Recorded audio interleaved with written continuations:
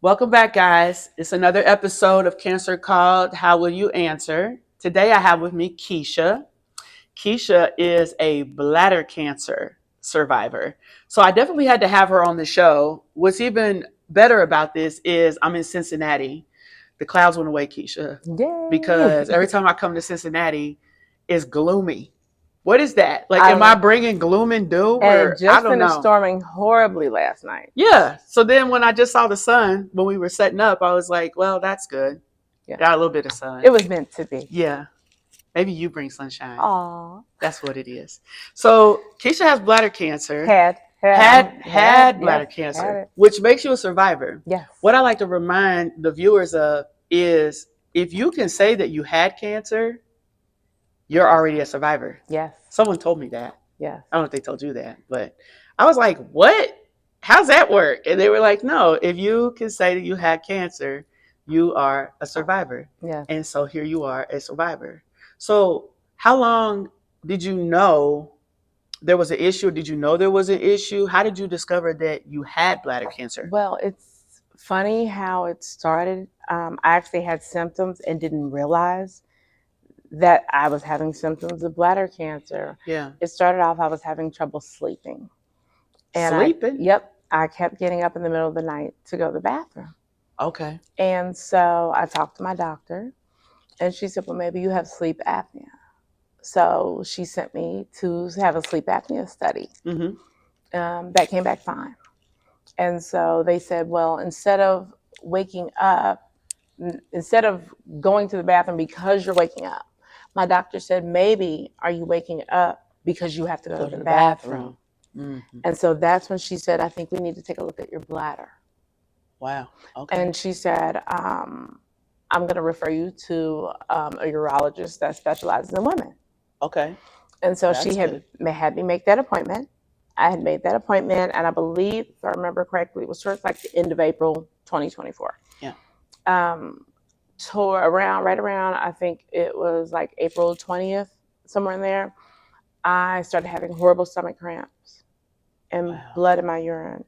And blood. Yes. So keep in mind, I'd had a hysterectomy. So that shouldn't be happening. Ooh, okay. The blood got worse. The cramping got worse.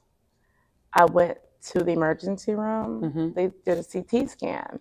They saw kidney stones, but they said, we also see something else in your bladder. So based on those results, I was then referred to a regular urologist. Okay. And they told me, you need to go to the urologist to get you in the soonest. Wow. So I went to the urologist, and then they did a biopsy. The biopsy came back that it was cancerous. Mm. And based on the size of the tumor, they said that I needed to have it removed. And not just the tumor, your whole bladder. It was most of my bladder. Most of the bladder. Yes. Okay. And also because of the size, they were concerned that it had grown so fast. Yeah. And like I said, the symptoms were just that I couldn't really sleep. Yeah. I was having no pain. And this was my first time seeing blood in my urine. Yeah, that's gonna freak me out, Keisha. Yeah. I'm telling you right now, that's gonna freak me out. So, and I don't have periods. Right. So keep Something's in mind, when I had my when they did the first procedure, it was less than a month from the time I saw the blood in my urine to the first procedure. We're only looking at a month here. Really? Yes. Well, I got to give them kudos though, because if they moving that fast, they trying to get it up out of there. Yes. And that's how my doctors were. Yeah. Yes. So when I met with my doctor, he told me it was cancerous. He told me, he said, I'm going to be honest with you. Based on what I've seen, we're going to be very aggressive. Mm-hmm. He said, but he felt that I could handle it because of my age. And he was also surprised. Yeah. Because he says that typically bladder cancer, right? And you don't know how many times I heard this throughout my treatment and everything else. Oh, we typically see bladder cancer in men who smoke. And men who smoke. In men who That's smoke. what I thought he was going to say, 60 or 70-year-old. Well, and older men who smoke. Yeah, older men who smoke. He said a man. Well, one, you ain't no man. Ron, I'm not a man. Never and you don't smoke. Don't even drink. I drink water every day. I don't have high blood pressure. I don't have high cholesterol. I literally take no medicine. Y'all hear this? She takes Nothing. no medicine. Yep, got Let's my repeat water that. right here. Let's repeat that, Keisha. No medicine. No medicine. Nothing. You don't smoke. Nope. You're not a man. Nope. Right? Nope. And I don't drink. you don't drink. No. These are all things you think would even trigger that. Yes. It's not not being a man. And it's not hereditary. Well, then what the heck? Hereditary. He does not understand. He said he cannot even explain why this happened. So the first plan of treatment, he said, we're going to try to get it out surgically. So I went back. So I had to heal from the first procedure, the first biopsy. Was that biopsy? Yeah. Yeah. So then I went back in, and then they tried to remove it. Unfortunately, they couldn't remove it because it was just too big and had attached itself to my bladder walls. Wow. So they did what they could. Then I believe it was July. Woke my husband up in the middle of the night, severe back pain. And I'm like, something's going on. Mm-hmm. My back is hurting horribly. We went to the emergency room, and I remember it's July because it was our anniversary. Unfortunately, we spent our wedding anniversary in the ER. I kept telling him my back hurts. I said, I believe it's my kidneys. I said, because I have bladder cancer. And that's what we've been taught too, though, is if it's hurting in the back, it's probably the kidney. The emergency room told me I was wrong. Yeah. It's not your kidneys. You've put a muscle in your back. You need to go to physical therapy. Here they go with that. Here's your ibuprofen. Yes. Or your Tylenol 3. Oh, they told me to just in the emergency room. Some muscle relaxers. Yeah, there you go. And go to physical therapy. I kept telling them. How did I pick that up? Did they even scan you? No, they did not. Not that first time. And they said that where I was telling them it hurt, there's no way that was my kidneys. And I said, but I'm telling you it's my kidneys because just the way it feels. I said, I've strained my back before. This is not that. You know your body. I know my body. Tried their approach.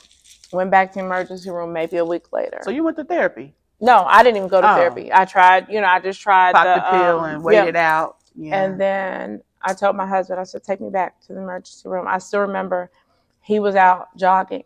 I called him and I said, I need you to come home now and take me back to that emergency room. He said he has never run so fast in his life. Yeah. Now, my husband's not a runner. He's not a runner. He said, I have never moved that fast in my life. You his baby, though. Right. So we went back to the emergency room. And I am not a confrontational person. I went back to that emergency room and I said, I'm not leaving until you figure out what this is. There you go. And that's what we call advocating for yourself. Yes. And you have to advocate for yourself. You have to, because they were trying to convince me that they knew my body better than I knew my body. Right. This time I got a different doctor who then called my urologist. And my urologist, because even though he had only known me a couple months at this point, he said, listen to her. Do a CT scan on her now. Yep. And lo and behold, even though he had already removed the majority of that tumor, the whole tumor had grown back at this time. What? And it was blocking my kidneys. And you knew it was your daggone kidneys. So I kept saying kidneys. It was my kidneys. Something touching it. So the tumor had now grown back. And it was a little larger than the original tumor they took out. And it was blocking my kidneys. So while the urine was trying to pass through, the tumor was blocking it. So things were backing up that shouldn't back up. So that was why I was feeling the excruciating pain. Right. But my body was too fresh off the last procedure. So they couldn't go in and remove the procedure. Remove the tumor. That's when you and I were talking more often. Yeah. So what they had to do as a temporary procedure is to insert 2 tubes in my back. And I had to have 2 tubes inserted into my back. And so they rerouted around my kidneys to these tubes attached to me. From the bladder? Yes. So the urine didn't go through the kidneys. Right. See, this is the other reason we do this. We are trying to educate people on the things that happen with the cancer and things that they can maybe not look forward to, but they can anticipate some of these things if they're diagnosed with these different types of cancer, right? And I would have never thought you could put 2 tubes in somebody's back to reroute urine. And so I had to have 2 bags on my hips, and they would collect the urine, and I would just have to empty them on a regular basis. Yeah. Until I could, my body could heal enough. Mm-hmm. So then I did go through chemo. You did chemo. Yeah, I did chemo. It's one of the worst things. Let's talk about Whew, that. that was rough. What do you think with chemo was the worst part of chemo for you? Um, Several things. Right. I think for me, I'm a very active person. Mm. I love being active in my community. Mm-hmm. I love, being on the go with my kids, my grandkids. Mm-hmm. And chemo. She don't look like she got grandkids, y'all. More like I'll 25, take that. but whatever. Whatever, Keisha. And I feel like chemo took that all away from me. Yep. After chemo, I could only lay in the bed. I could barely make it to the bathroom by myself. I couldn't eat, nor did I have the desire to eat. Mm-hmm. I had, of course, had no desire to spend time with my husband. Yeah. I couldn't work. Yeah. I would literally just lay in bed. It removes a lot of things from you. Yes. And I think it's like what we were just talking about, today before we started recording, is what I always not really preach about, but what I always say is it's not just the physical part of cancer that completely changes your life. It's right? The mental. It is the mental. It's the mental. And we can fix taking out the bladder. We can fix putting on hair. We can fix making some curls. We can put on some glasses. We can put a dress that covers the asymmetrical breast, or whatever the case may be. Those things we can cover, but you can't take your mind out. Right.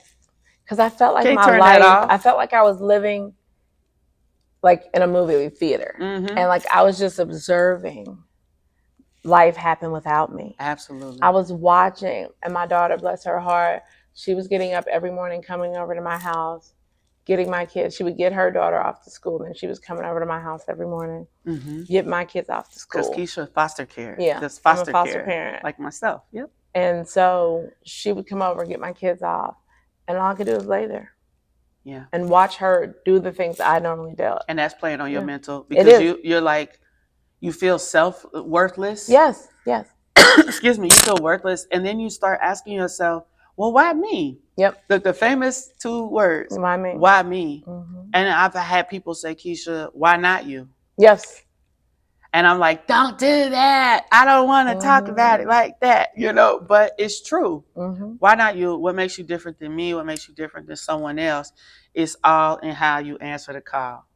And that's why we say what we say. So you got it. You got the call. So what are you going to do?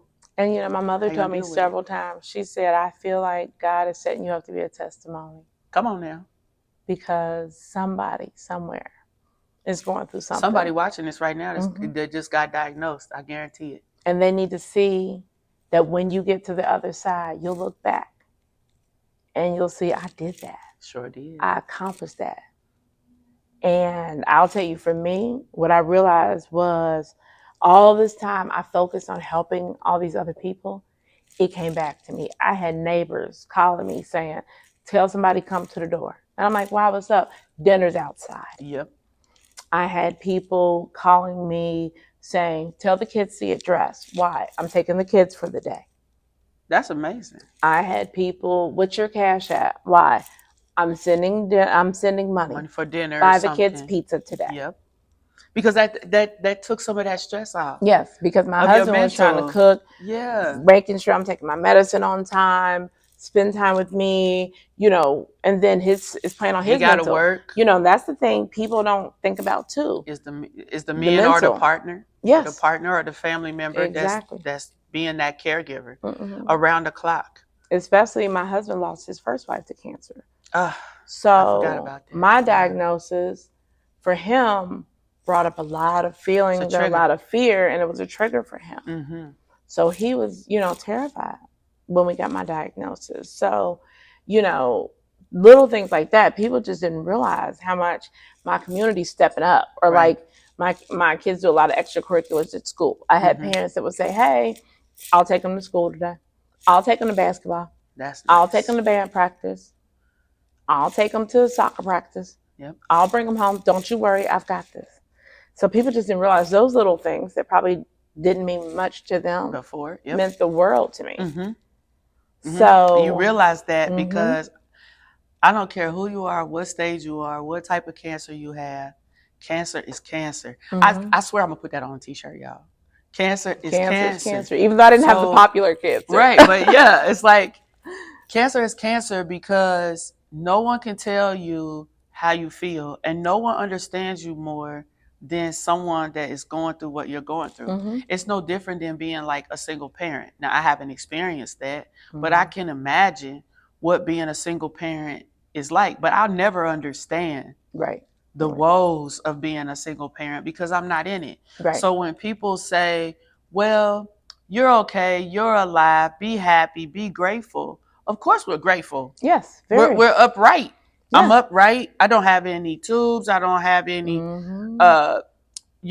things coming out of my face. I don't have IVs. I don't have ports. All these different things that could be happening. I have friends that are in wheelchairs that have cancer and they just turned 40. You see what I'm saying? Because the chemo impacted, her brain and things like that. And you always have remnants of chemo in some form. Whether that's you still chasing your eyebrow dream. Yes, y'all, I'm still chasing that. Or you don't feel as beautiful in front of your husband because you feel mutilated. Yes. People can't see it here, but I feel a certain way about my chest. It's not what it used to be. Right. You might feel a certain way when you're with your husband because you used to wear certain things that made you feel that femininity that you have. And you start looking at chemo and cancer and you saying, you took that from me. Yes. That does not go away because they take the port out. Right. And I actually still have my port. Really?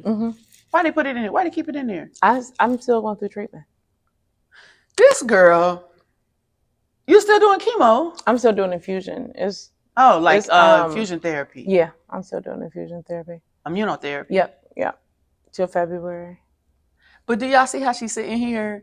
And what I love about this, Keisha, is not only are you my Black sister, that's important, but you not only foster children, you had children of your own, you have grandchildren, you have a husband, you work, and you have your business that you just started recently that we're sitting in today. It's an event center. Yes. Right? Yes. So before I talk about the event center, I just want to close out your treatment. Now that we know you're still in treatment, they did remove your entire bladder at this point. So right? my bladder was removed in December, which Of was 2024. which was Okay, so that's another journey in Right. itself. Yeah.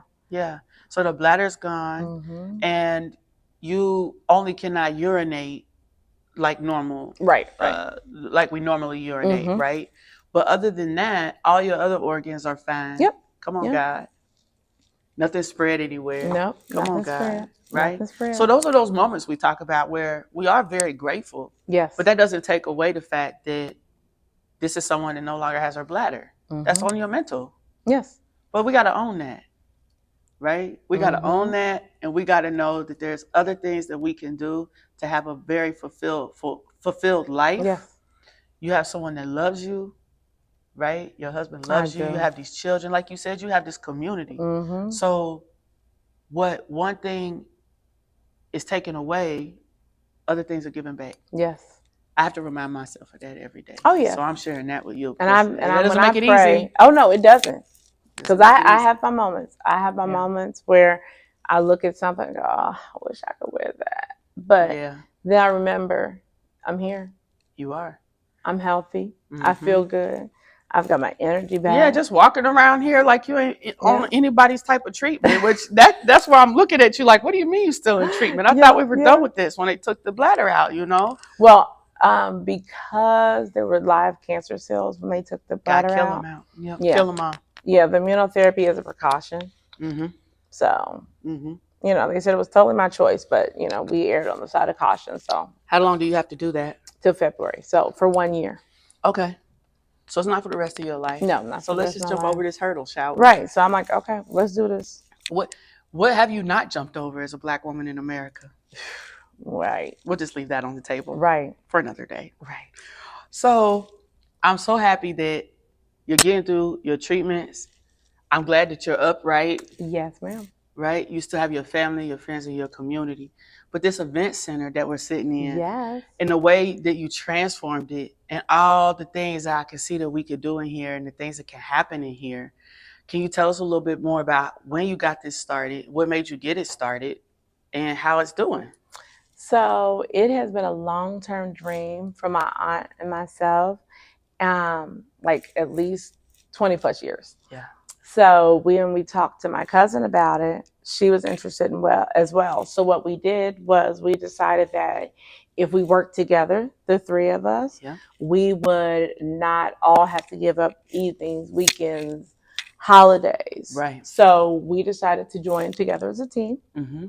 And we work together, and we all have such unique skills that work well together. Isn't it great? It is great. You can bring all those skills together. Right. I love it. I miss that about corporate America. Right. My cousin is great at building backdrops, and like for my birthday, she built me a Barbie box. Yeah. So she's wonderful with things like that. Balloon arches, I need all her of on that. the team. Right. My aunt, everything in the space, she did all the decorating. She built the flower arrangements she created the flower arrangements on the table. Yes.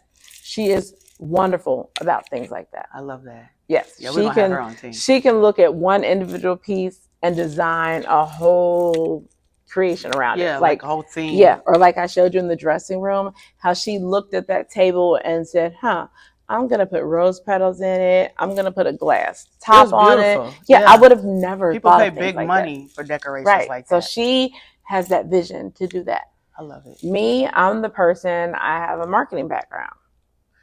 Yeah, I definitely need you on So marketing. So I do marketing, paperwork, like I designed our website. So, and I do things like that. Yeah. That's what I enjoy doing. I love that. So we all work together. And it's working because you didn't open it not that long ago. Yeah. And you've already had many different people in here already. Yeah. And we're talking about doing an event. Yes. And I'm excited because Keisha's going to help me do it. Yes. And she has a marketing and I'll background. Be attending. Yes, because you're a cancer survivor. Yes. Yeah. So I'm just so excited, Keisha, about, what is to come with us in our friendship. I had to think about it. I've known Keisha since my late 20s. Has it been that long? It's been that long. It's been that long because I just turned 43. Because that was before I even met my husband. Yes, it was. Man. Yes, it was. And I was just sharing with my best friend. I said, do you remember Keisha? We used to work with Keisha. She said, you mean you used to sit over there by Mary? Yep. I said, yes. Yes, that Keisha. Said by Mary. So, just to know that I've known you that long. We may not talk every year, every month, every week, but I love how when cancer called you, you picked up the phone and you reached out to me and we reconnected. Yeah. And that's why I don't believe in coincidence. Yeah. So I thank you for coming on the show. And telling us about your story. I think you're going to have to come back. And thank you for pushing me out my comfort zone to do this. Please tell your husband I did it. I will. Okay. Because he wasn't going to let her out of it, y'all. No. He wasn't going to do it. I said, I'm going to tell Benny if you don't get on the show. Yes, I'm threatening people to be on the show. Can I do that? That's not good. It worked. I called the girl crazy last time. But anyway, this has been fun. I hope you'll come back and do another episode. I will. We'll pick some different topics. Okay. And then they'll come back and see how great you're doing after treatment. And come to your event. Absolutely. So y'all better be looking out for that. We ain't going to even tell you what type of event it is yet. It's Wait for it. Stay tuned. Wait for it. So before we get up out of here, is there anything that you want to share with the audience? Anything you want to remind the audience of? I would just say, if it doesn't feel right, it's not right. Don't hesitate. As minor as it might seem, I will be honest. I look back now, and all the times I wondered, why am I going to the bathroom so frequently? I think now, could I have caught this sooner? And I think I should have gone and looked at things earlier. So listen to your body. Yep. And advocate for yourself. Advocate for yourself. Yes. Advocate for yourself because we know where we live and not everybody has that support that they need and everybody's not looking out for your best interest. Exactly. So listen to Keisha or else. No. I love you, girl. Thank you. Love you too. Bye, y'all. Bye-bye.